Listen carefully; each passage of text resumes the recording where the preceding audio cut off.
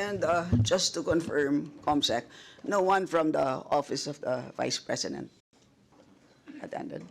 Yes, Madam Chair, that's true. Okay. So, Point of inquiry, Madam Chair.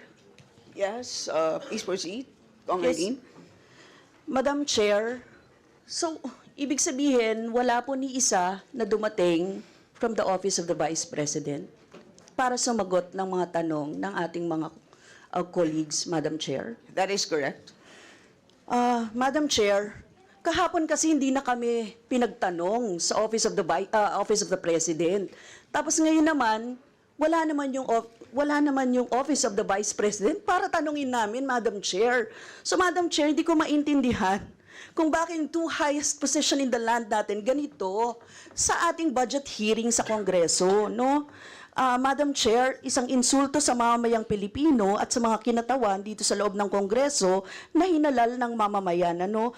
Ang hiling natin makapagpaliwanag ng accountability at ang hiling natin ay maglinaw, no, ng mga, kasi marami pa po tayong tanong kaugnay dito. She may not like our questions last hearing, Madam Chair. She may not like being questioned about the OVP expenses. She may not like sitting with us here in the House. But, Madam Chair, she is accountable to the people and she has this sworn duty to the Constitution, being the head of the agency, to be here, no, para po ipagtanggol or malaman natin yung budget niya, Madam Chair. So yun lang, Madam Chair, as a manifestation. Thank you, Madam Chair. Yung hindi po pagdating ng ating pangalawang Pangulo ngayon, ang suspecha ko po ay dahil sa nangyari na mga pagtatanong nung nakaraang pagdinig.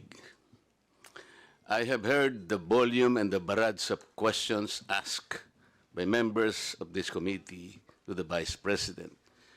Despite the fact, Madam Chair, I heard her several times saying, I forgo the opportunity of defending the OBP budget for 2025 by question and answer, and I leave it to the House of Representatives to decide on such proposal as presented. That was the template of an answer given by the Office of the Vice President. Madam Chair, napilitan po akong mag-raise ng parliamentary inquiry. I think I have earned this. If I survive my term up to next year, I would have survived also, or I would have completed 18 years in this institution. And in this length of time, I have observed a tradition. The tradition is the two highest positions of government, namely the Office of the Vice President and the Office of the President, are not traditionally subjected to questions. I have observed this for so long a time. May I refresh the memory of the members of this committee, Madam Chair. In 2022, the Minority Leader, Honorable Libanan, citing courtesy to the Office of the Vice President, took only about 13 minutes to move for the termination of the budget of the Vice President. And after that, the Majority Leader seconded the motion. That was 2022, Madam Chair. Then 2023, no less than the Presidential son, our own Senior Deputy Majority Leader, the Honorable Sandro Marcos, stood up and invoked the long-honored tradition of according courtesy to the OBP, the Office of the Vice President.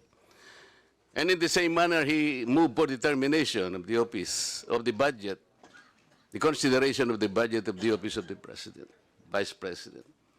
I also recall, Madam Chair, that it was terminated. And with the full consternation of Honorable Franz Castro, who then objected, but her objections were never heard until she moved to make up record by way of manifestation her objection. But the committee collectively said, you can no longer do that because there was already a termination of the hearing. This is the time-honored tradition, Madam Chair. For so long a time, we have kept and observed this. We have upheld this tradition.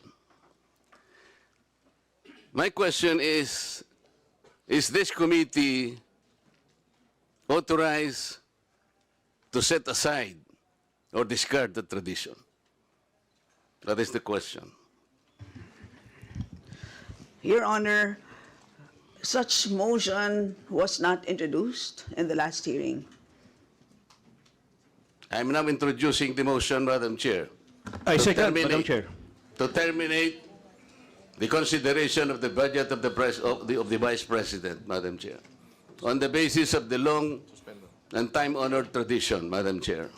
In order for us to respect a tradition in the same manner that we have respected the tradition here, that the first to interpolate every time is the member of the minority. That is the tradition.